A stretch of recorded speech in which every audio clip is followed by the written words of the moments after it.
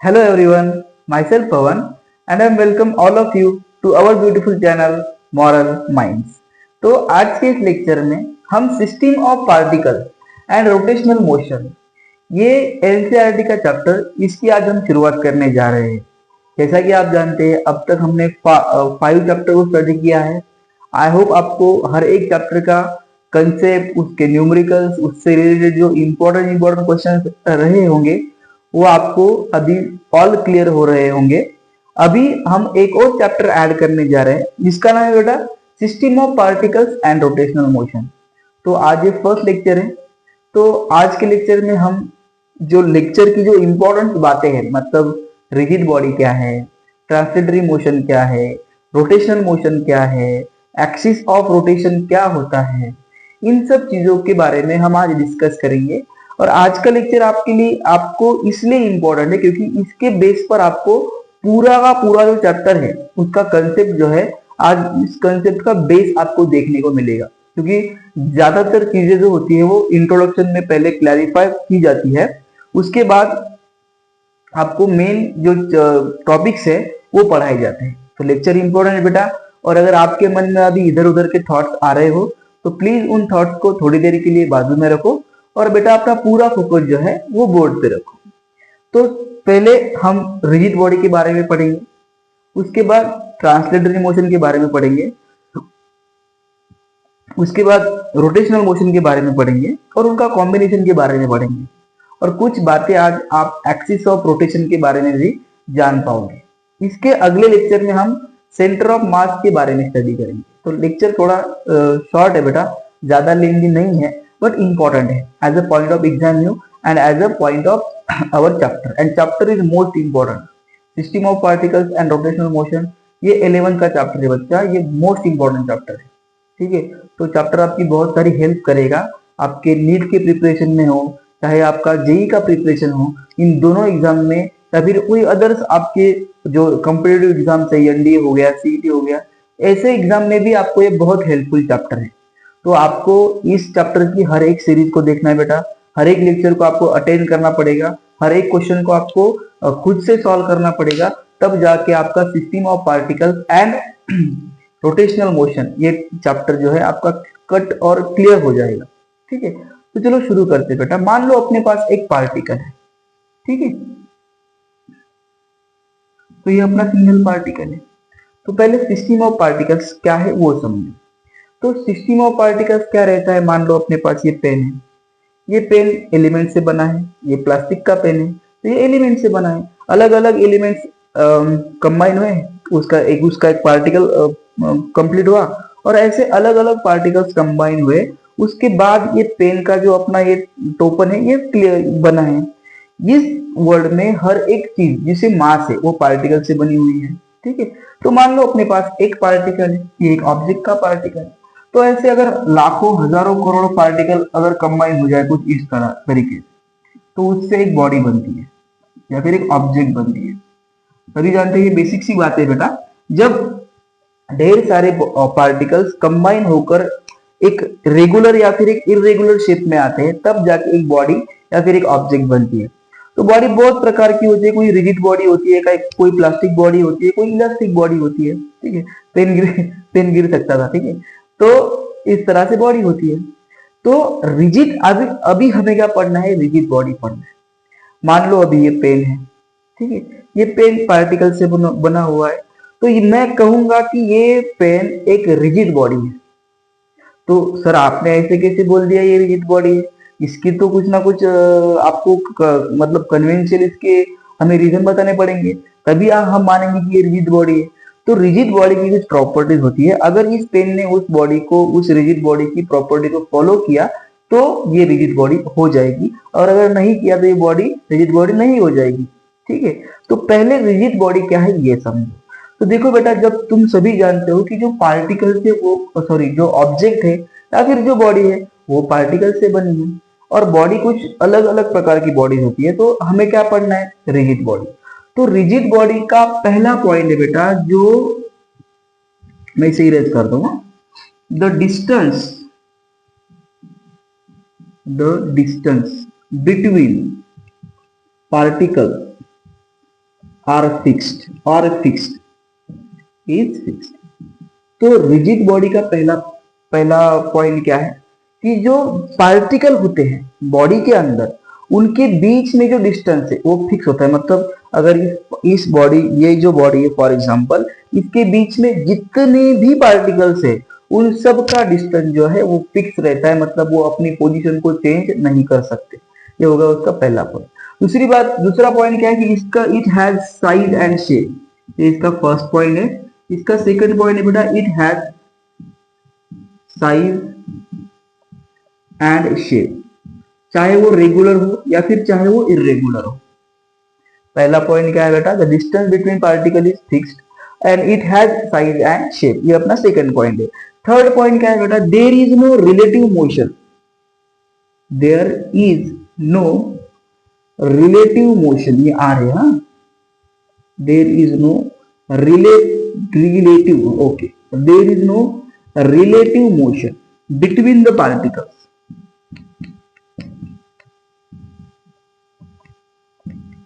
ये होगा अपना थर्ड पॉइंट। जो रिजिड बॉडी होती है, तो रिजिड बॉडी के जो पार्टिकल होते हैं उनके बीच में कोई भी रिलेटिव मोशन नहीं होता। तो रिजिड बॉडी मतलब क्या, जो बॉडी हार्ड है, जिसे हम मतलब जिसे हम ब्रेक कर सकते हैं, जो इजीली ब्रेकेबल है, तो उस बॉडी को हम कहते हैं रिजिड बॉडी। देखो ये पेन है, ये पेन पार्टिकल से बना हुआ है। इसके बीच, ये जो पार्टिकल्स है इनके बीच में एक फिक्स डिस्टेंस है, मतलब इसने पहली प्रॉपर्टी को फॉलो किया है। उसके बाद इसकी कोई ना कोई साइज एंड शेप है, चाहे वो रेगुलर हो चाहे वो इरेगुलर हो, और ये फिक्स है।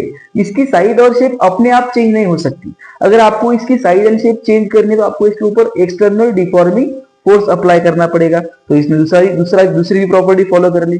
तीसरी प्रॉपर्टी क्या कहती है, there is no relative motion between the particles. देखो बेटा, इस पेन के जो पार्टिकल्स है इनमें कोई मोशन है क्या? ये सभी पार्टिकल कैसे है बेटा, रेस्ट में होते हैं। तो जो बॉडी ब्रेकेबल होती है या फिर जो बॉडी हार्ड होती है उस बॉडी को हम कहते हैं बेटा रिजिड बॉडी। आई होप आपको रिजिड बॉडी की कंसेप्ट क्लियर हो चुकी होगी। एक बार फिर से रिपीट करता हूं मैं, जो बॉडी के जो जितने भी पार्टिकल्स है या फिर एक बॉडी में जितने भी पार्टिकल्स है उनके बीच में जो डिस्टेंस है वो फिक्स्ड है, वो चेंज नहीं होगा। दूसरी बात क्या है, उसका एक रेगुलर या फिर एक इरेगुलर साइज एंड शेप होगा। उसके बाद क्या है कि उसके जो पार्टिकल्स है उनके बीच में कोई भी रिलेटिव मोशन नहीं होता।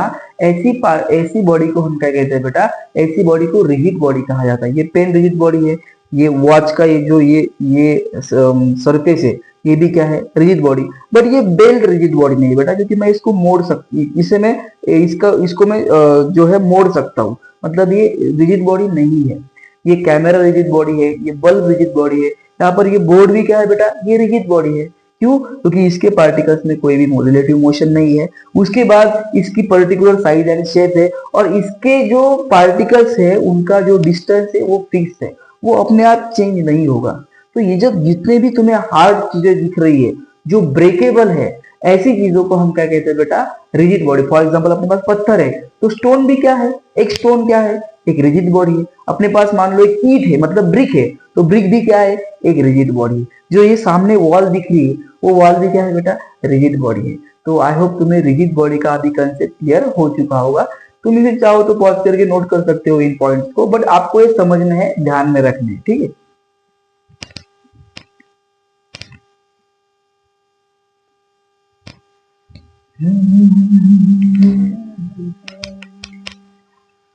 चलो बेटा, अभी तुम्हें रिजिड बॉडी जो है समझ में आ चुकी है। रिजिड बॉडी बहुत सिंपल है, हमें कोई टेंशन नहीं लेना है।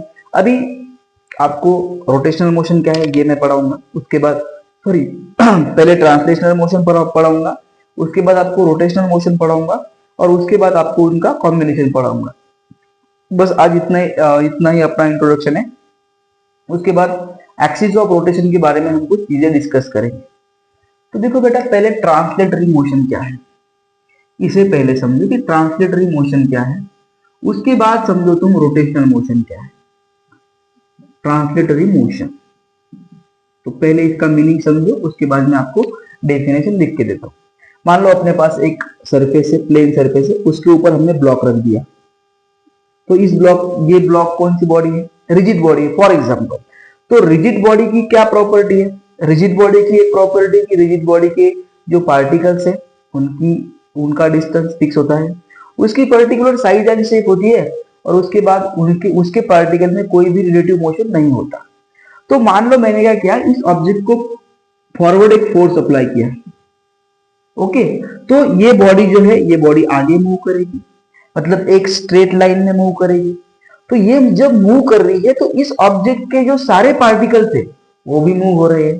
तो ये जब मैं इस ऑब्जेक्ट के ऊपर फोर्स अप्लाई करूंगा उस वक्त क्या होगा, ये बॉडी मोशन में आ जाएगी। तो इसके मोशन की वजह से इसके पार्टिकल्स भी मोशन में आ जाएंगे, और ये जो बॉडी है ये लीनियर मोशन परफॉर्म कर रही है। तो इस केस में क्या होगा, इस बॉडी के जो हर एक इस बॉडी का जो हर एक पार्टिकल है वो क्या करेगा बेटा, वो मूव करेगा। तो मान लो इसकी वेलोसिटी v1 है और इसकी वेलोसिटी v2 है। तो ये जब पहला पार्टिकल मूव कर रहा है और ये दूसरा पार्टिकल मूव कर रहा है, तो ट्रांसलेटरी मोशन की खासियत क्या है कि ट्रांसलेटरी मोशन में ऑब्जेक्ट स्ट्रेट लाइन में ट्रेवल करती है, और जब वो स्ट्रेट लाइन में ट्रेवल करेगी तब उसका जो हर एक पार्टिकल रहेगा उस हर एक पार्टिकल की वेलोसिटी सेम रहेगी। उस मोशन को हम कहते हैं बेटा ट्रांसलेटरी मोशन। मोटा मोटा क्या कि ट्रांसलेटरी मोशन एक ऐसा मोशन है जिसमें बॉडी जो है वो मूव तो करती है, बट उसके जो सभी पार्टिकल्स है वो सभी पार्टिकल्स कौन सा मोशन फॉलो करती है, सॉरी उनकी जो वेलोसिटी है वो सेम रहती है। तो ऐसे मोशन को हम कहते हैं बेटा ट्रांसलेटरी मोशन। आई होप तुम्हें इसकी कंसेप्ट समझ में आ चुकी होगी। अभी हमें इसकी डेफिनेशन लिखनी है। तो ट्रांसलेटरी मोशन क्या रहेगा बच्चा, the motion along straight line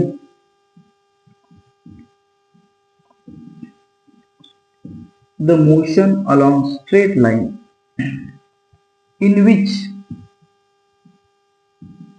all the particles move with same velocity is called translatory motion. I hope तुम्हें समझ में आ चुकी होगी इसकी डेफिनेशन भी और इसकी कंसेप्ट भी। क्या कंसेप्ट है बेटा, जब कोई ऑब्जेक्ट स्ट्रेट लाइन में ट्रेवल करेगी और उसके जो जितने जितने भी पार्टिकल्स है या फिर उसके जितने भी मॉलिक्यूल्स है सभी की जो वेलोसिटी रहेगी वो क्या रहेगी बेटा, सेम रहेगी। ऐसे मोशन को हम कहते हैं बेटा ट्रांसलेटरी मोशन। ठीक है, सॉरी हाँ, उसे हम क्या कहेंगे, ट्रांसलेटरी मोशन। मान लो अभी ये पेन ये मूव कर रहा है, तो ये पेन जब मूव करेगा तो इसके जो पार्टिकल्स है इन सभी पार्टिकल की जो वेलोसिटी रहेगी वो सेम रहेगी। उस मोशन को हम कहते हैं बेटा ट्रांसलेटरी मोशन। आई होप तुम्हें समझ में आ चुका हो। अभी हम अपने मेन टॉपिक पर आते हैं जिसका नाम है रोटेशनल मोशन। इसे मुझे पढ़ाने में बड़ा मजा आता है, इतना इंटरेस्टेड टॉपिक है ये, बहुत इंटरेस्टेड टॉपिक है। तो इसे हम कहेंगे बेटा रोटेशनल मोशन। मैं तुम्हें डीपली पढ़ाऊंगा, इसका पहले मीनिंग समझाऊंगा, उसके बाद में इसकी तुम्हें मैं डेफिनेशन लिख के दूंगा। ठीक है, डिटेल में पढ़ना है, पहले कंसेप्ट क्लियर करो, बाद में इक्वेशन वगैरह हो जाएगा, डोंट वरी, इतना क्यों टेंशन लेते हो, सब कुछ क्लियर हो जाएगा। चैप्टर इंपॉर्टेंट है, तुम्हें लगता है चैप्टर में डिफिकल्टीज है, बट ऐसा नहीं है, बहुत सिंपल चैप्टर है, तुम्हें मजा आएगा उसे पढ़ने में। बट थोड़ा उसे ये ऐसा कॉम्प्लिकेट करके मत पढ़ो, उसे थोड़ा बहुत जो तुम्हारा इंटरेस्ट है उसे इंटरेस्ट के साथ पढ़ो, तभी तुम्हें वो समझ में आएगा। और कभी बिना पढ़ाई करते वक्त बोर नहीं होना बेटा, जब जितना तुम बोर हो जाओगे ना उतना तुम्हारा नुकसान है।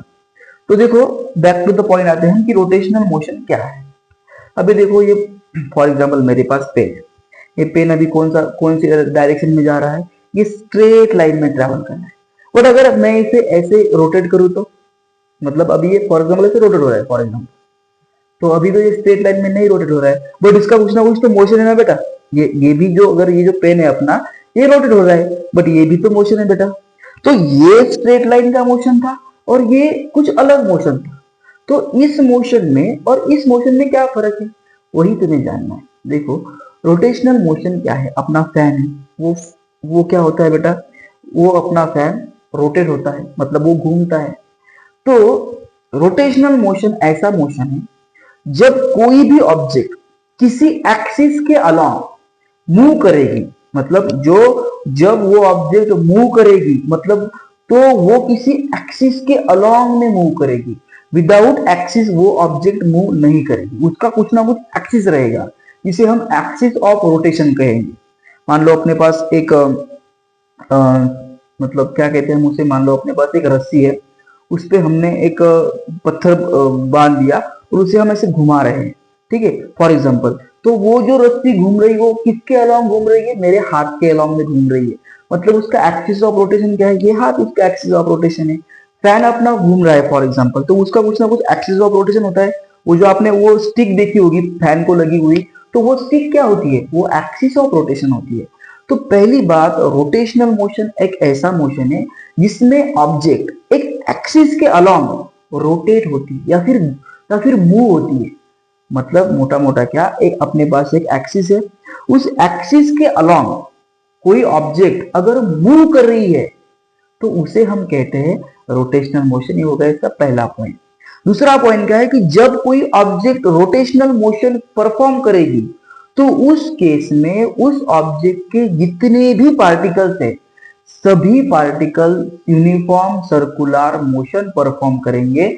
ऐसे मोशन को हम कहते हैं बेटा रोटेशनल मोशन। इसका सिंपल एग्जांपल हम कंसीडर करते हैं। मान लो अपने पास एक स्पिन, आपने क्रिकेट तो देखा होगा, तो जब स्पिनर विकेट लेता है तब आपको एक हाईलाइट दिखाई जाती है। उस हाईलाइट में जो स्पिनर है, एस.सी. वर्मा बुक में इसे मेंशन किया हुआ है, तो जब वो स्पिनर बॉल को छोड़ता है तब आप उसे गौर से देखो, वो जो बॉल है वो ऐसे रोटेट रोटेट रोटेट रोटेट होता है। उसका आपको जब आप उसे हाईलाइट में देखोगे तो वो जो बॉल है वो ऐसे रोटेट होते होते होते हुए क्या करेगा, आगे मूव करेगा। तो ये तो कॉम्बिनेशन का पार्ट हो गया, बट मैं आपको इससे रोटेशनल मोशन समझाने की कोशिश कर रहा हूँ। देखो बेटा, जब आप उस बॉल को देख रहे हो तो उस केस में वो बॉल जो है वो घूम रहा है, मतलब उसका कुछ ना कुछ इमेजिनरी एक्सिस ऑफ रोटेशन है। वो किसी ना किसी इमेजिनरी एक्सिस ऑफ रोटेशन के अलोंग मूव कर रहा है। और जब तुम उसे देखोगे तो उसका जो धागा होता है, वो बॉल का जो थ्रेड होता है, वो धागा जो है वो पूरा मूव होता है। मतलब वो जो बॉल है पूरी घूम रही है। इसका मतलब क्या, उस बॉल का हर एक particle uniform circular motion perform कर रहा है और किसी एक्सिस के अलोंग मूव कर रहा है।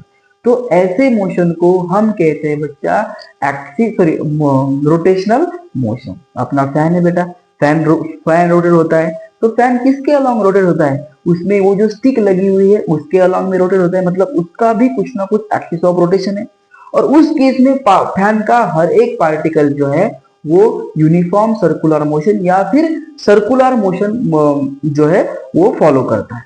तो ऐसे मोशन को हम कहते हैं रोटेशनल मोशन। तो जब ऐसी ऑब्जेक्ट ऐसी मूव करेगी तो ये किसी एक्सिस के अलोंग पे मूव करेगी या फिर किसी ऐसे एक्सिस पे अलोंग पे मूव, जब वो ऐसी रोटेट हो रही है तो इसका कुछ इमेजिनरी एक्सिस ऑफ रोटेशन है जो सेंटर ऑफ मास के वक्त आपका पूरा क्लियर हो जाएगा, डोंट वरी। मैं तभी भी आपको एक्सिस ऑफ रोटेशन समझा दूंगा, डोंट वरी, ठीक है। तो देखो, तो जब कोई ऑब्जेक्ट किसी इमेजिनरी या फिर रियल एक्सिस ऑफ रोटेशन के अराउंड मूव होती है और उस ऑब्जेक्ट का हर एक पार्टिकल सर्कुलर मोशन परफॉर्म करता है, तो ऐसे मोशन को हम कहते हैं बच्चा रोटेशनल मोशन। आई होप तुम्हें इसकी कंसेप्ट समझ में आ चुकी होगी। डेफिनेशन बहुत सिंपल है। क्या कहेंगे हम, क्या लिखेंगे हम डेफिनेशन, तुम सभी जानते हो बेटा, the motion in which all the particles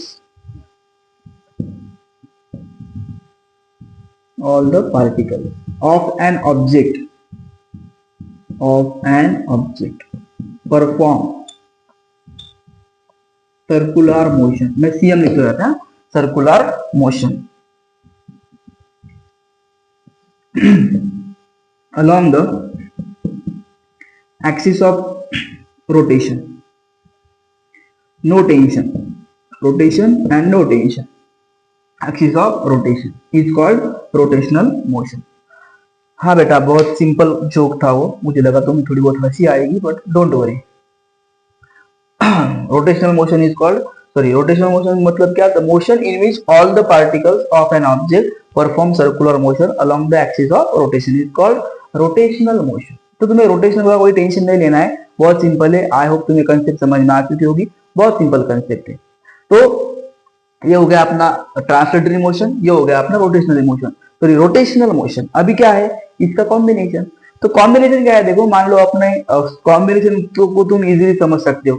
जिस जिस मोशन में रोटेशनल मोशन और ट्रांसलेशनल मोशन कंबाइन होके आ रहे हैं उसे हम कहते हैं उनका कॉम्बिनेशन। मतलब जिसमें ऑब्जेक्ट रोटेशनल मोशन भी परफॉर्म कर रही है और ट्रांसलेटरी मोशन भी परफॉर्म कर रही है, उसे हम कहते हैं बेटा combination of rotational and translatory motion. Simple सा एग्जांपल है, अपने पास बाइक है, सबने देखी होगी। अरे साइकिल तो तुम चला सकते हो ना, तो जब तुम साइकिल देखोगे बेटा तो साइकिल क्या कर, साइकिल का जो व्हील है मतलब पहिया है वो क्या हो रहा है, वो ऐसे रोटेट हो रहा है और ऐसे रोटेट होके वो आगे भी जा रहा है। मतलब क्या, एट द सेम टाइम वो आगे भी जा रहा है और एट द सेम टाइम वो रोटेट भी हो रहा है। तो ये कौन सा अपना एग्जाम्पल था, ये रोटेशनल मोशन और ट्रांसलेटरी मोशन का एग्जाम्पल था। मान लो वही बॉल है, हमने स्पिन बॉल हमने फेंक दी, तो वो बॉल स्पिन भी हो रही है और वो बॉल आगे भी जा रही है। इसका मतलब क्या, इसका मतलब जो बॉल है बेटा वो बॉल ट्रांसलेटरी मोशन भी परफॉर्म कर रही है और रोटेशनल मोशन भी परफॉर्म कर रही है। तो कॉम्बिनेशन में क्या होता है बच्चा, कॉम्बिनेशन में ऑब्जेक्ट रोटेशनल मोशन भी परफॉर्म करती है और ट्रांसलेटरी मोशन भी परफॉर्म करती है। गाड़ी अपनी जो कार है, कार का ऊपर का जो हिस्सा होता है वो तो आगे जाता है और जो पहिए है वो रोटेट होते हैं। तो ये कौन सा मोशन है, ये ट्रांसलेटरी मोशन और रोटेशनल मोशन का जो है ये कॉम्बिनेशन है। आई होप तुम्हें ये समझ में आ चुका होगा, ट्रांसलेटरी मोशन और तुम्हें रोटेशनल मोशन भी समझ में आ चुका होगा। अभी हम एक्सिस ऑफ रोटेशन के बारे में कुछ चीजें डिस्कस करेंगे, पहले इसे पॉज करके नोट करो। चलो बेटा आज सिर्फ इंट्रोडक्शन है, और इंट्रोडक्शन में तुम्हें मैं सारी ये जो कंसेप्ट है अपनी बेसिक कंसेप्ट, इसमें हमारा चैप्टर पूरा का पूरा बेस है वो आपको क्लियर करके दे रहा हूं मैं, ठीक है। और ये आप सभी के लिए इंपॉर्टेंट है। तो ऐसा मत समझना कि सर आपने सिर्फ इंट्रोडक्शन दिया, इंट्रोडक्शन में ये सारी की सारी जो चीजें है ये मैंडेटरी है और चैप्टर हमें डिटेल में स्टडी करना है।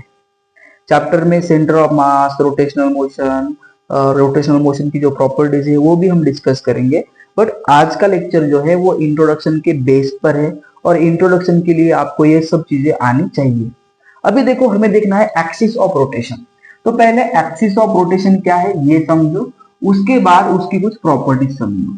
तो एक्सिस ऑफ रोटेशन की जो डेफिनेशन है बच्चा वो ऐसी है, the locus of centre of all the particles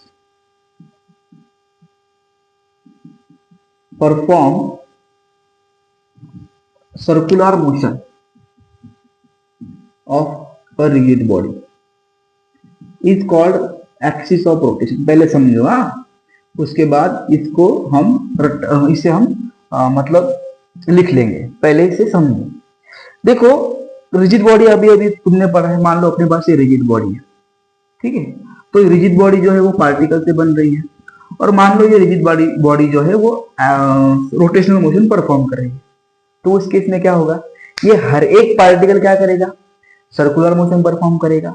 तो हर एक पार्टिकल जो सर्कुलर मोशन परफॉर्म कर रहा है उसका कोई ना कोई सेंटर होगा।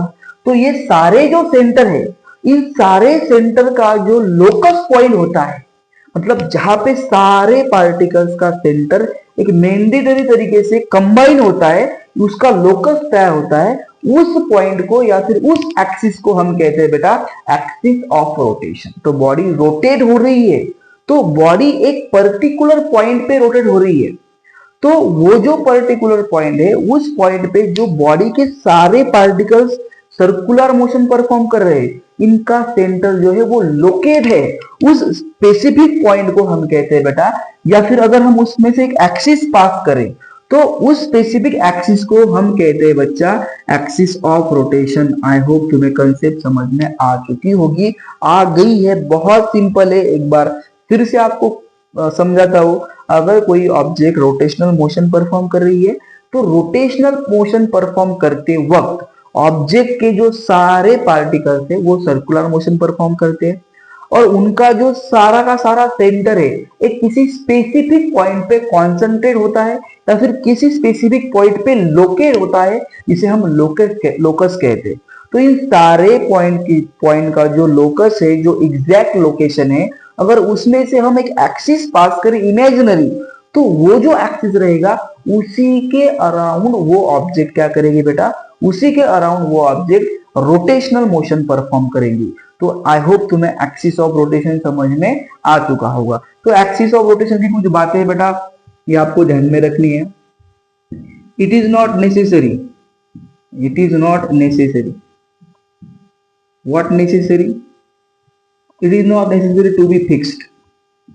तो उसके बाद इसका पहला पॉइंट क्या है कि ये फिक्स्ड रहना चाहिए, ऐसा कोई नेसेसरी नहीं है। वो फिक्स हो भी सकता है, वो फिक्स नहीं भी हो सकता है। इसके बाद it is not necessary, it is not necessary to perpendicular, perpendicular to the surface of the body.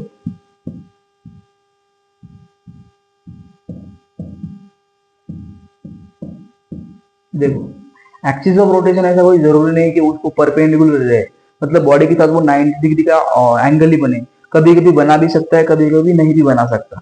ये होगा इसका पहला पॉइंट कि वो फिक्स्ड हो, ऐसा कोई नेसेसरी नहीं है, वो हो भी सकता है, नहीं भी हो सकता है। दूसरा पॉइंट क्या है बच्चा कि जब वो ऐसा कोई नेसेसरी भी नहीं है कि वो परपेंडिकुलर हो, ठीक है। और तीसरा पॉइंट है बच्चा कि एक्सिस ऑफ रोटेशन जो है, axis of rotation may be or may not be lie in the body, lie inside the body या फिर lie inside the object, इसे ही समझो। देखो ऐसा कोई जरूरी नहीं कि एक्सिस ऑफ रोटेशन जो है वो बॉडी के भीतर ही रहे, कभी बॉडी के बाहर भी रह सकता है। तो ये एक्सिस ऑफ रोटेशन के कुछ पॉइंट्स है। आई होप तुम्हें एक्सिस ऑफ रोटेशन समझ में आ चुका होगा। ये फिक्स नहीं है, ये परपेंडिकुलर हो सकता है, नहीं भी हो सकता है, ये बॉडी के अंदर भी रह सकता है, बॉडी के बाहर भी रह सकता है। तो एक्सिस ऑफ रोटेशन के कुछ पॉइंट्स है, एक बार इसे आप पॉज करके नोट कर लो। चलो बेटा अभी देखो, आज हमने इंट्रोडक्शन देखा, तो ये जो लास्ट का पॉइंट है ये may not be lie inside the object. इसका मतलब क्या होता है बेटा कि वो जो है वो बॉडी के थ्रू भी पास हो सकता है या फिर नहीं भी पास हो सकता है। मैं आपको ये समझाने की कोशिश कर रहा हूँ। तो आज हमने इंट्रोडक्शन देखा, इंट्रोडक्शन में हमने देखा बेटा कि रिजिड बॉडी क्या है, उसके बाद हमने देखा ट्रांसलेटरी मोशन क्या है, रोटेशनल मोशन क्या है, एक्सिस ऑफ रोटेशन क्या है। इन सब चीजों के बारे में आज हमने डिस्कस किया। आई होप आपको लेक्चर समझ में आ चुका होगा। ये जो है बेटा ये इंट्रोडक्शन है, किसी भी चैप्टर का इंट्रोडक्शन आपके लिए मोस्ट इंपॉर्टेंट है। तो जब भी आप ये इंट्रोडक्शन देखोगे या फिर आप अपने रिस्पेक्टेड चैप्टर में इन सब चीजों को देखोगे, तब आपको जो है इसका फील ऑलरेडी आ चुका होगा। तो ये तो सिर्फ शुरुआत है, इसके अगले लेक्चर में हमें सेंटर ऑफ मास देखना है। रोटेशनल मोशन में बहुत सारी चीजें हैं, इस जैसे कि मोमेंट ऑफ इनर्शिया हो गया, एंगुलर डिस्प्लेसमेंट, एंगुलर वेलोसिटी, जैसे हमारे काइनेमेटिक्स के 3 इक्वेशन है, इसके इसमें भी वो उसके रिलेटेड कुछ तीन इक्वेशन है, वो हमें देखने हैं। बहुत बढ़िया चैप्टर है, आपकी कंसेप्ट और क्लैरिफाई हो जाएंगे इस चैप्टर में, और बहुत खूबसूरत चैप्टर है, आपको मजा भी आएगा। इक्वेशंस भी अच्छे अच्छे हैं, न्यूमेरिकल्स भी इसमें बहुत बढ़िया है बेटा, ठीक है। तो ये जो चीजें हैं मैं आपको इसलिए बता रहा हूँ ताकि आपकी थोड़ी बहुत एक्साइटमेंट बनी रहे चैप्टर के रिलेटेड। और चैप्टर बहुत इंपॉर्टेंट है, ये भी आप भी जानते हैं और मैं भी जानते हूँ। जब आपने उसका एनालिसिस किया होगा 11 में, तब आपको ये चैप्टर 101% इसका नाम आपको दिखा होगा, system of particles and rotational motion. तो जो है इसमें एंगुलर डिस्प्लेसमेंट होती है, टॉर्क होता है, मोमेंट ऑफ इनर्शिया होता है, एंगुलर मोमेंटम भी होती है। जो हमने लीनियर मोमेंटम देखी थी उसी के रिलेटेड इसमें एंगुलर मोमेंटम भी होती है। तो ये चीजें हैं और ये चीजें मैंडेटरी है। इसमें आपको मोमेंट ऑफ इनर्शिया के कुछ 12 या फिर उससे ज्यादा फॉर्मूलीज है, मतलब रॉड है, कुछ शेप्स होती है, उनका अलग अलग मोमेंट ऑफ इनर्शिया होता है।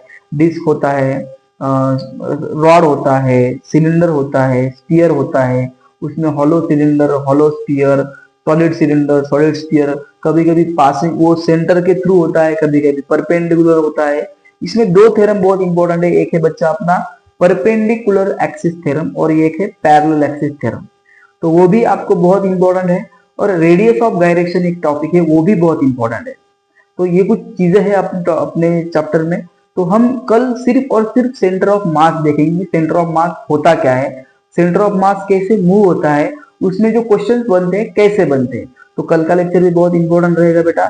आज जो तुमने अटेंडेंस करी है उतनी अटेंडेंस या फिर उससे ज्यादा अटेंडेंस तुम्हें कल के लेक्चर में देखनी, मतलब अपनी अटेंडेंस तुम्हें कल के लेक्चर में अटेंड करनी पड़ेगी, ठीक है। और आई होप तुम्हें आज का लेक्चर समझ में आ चुका होगा। तो thanks for watching guys and always stay blessed.